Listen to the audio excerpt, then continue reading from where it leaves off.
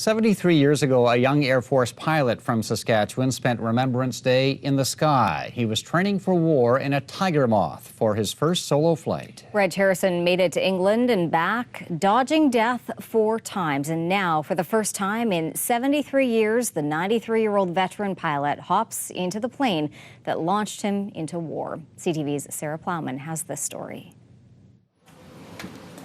Oh, just about ready for takeoff. Yeah. Stepping into this plane is like time traveling for 93-year-old Reg Harrison. Virden, Manitoba, Remembrance Day, 1942.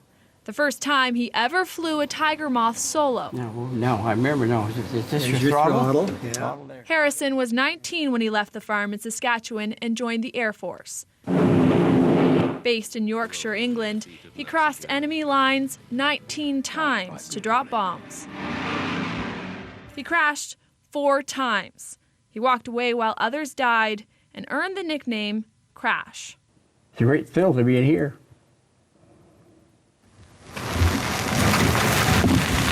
Dave Gillespie bought this Tiger Moth from a museum and restored it. His father was also a Second World War pilot from Saskatchewan.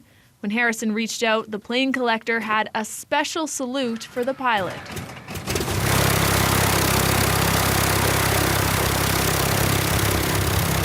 For the first time in 73 years, Reg Crash Harrison would take to the skies in a Tiger Moth. The view from the cockpit, while foggy, sparked clear memories, many tough to talk about.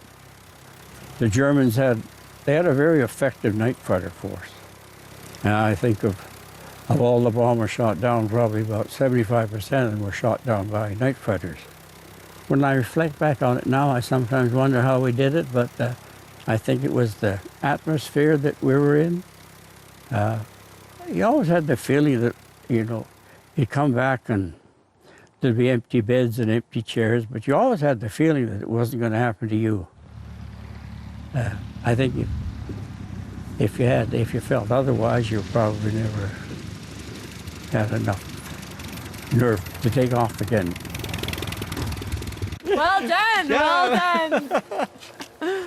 Yeah, that was quite a thrill. Didn't crash that time. Didn't crash that well, no. I had a new fella that knew how to fly. My dad was one of them.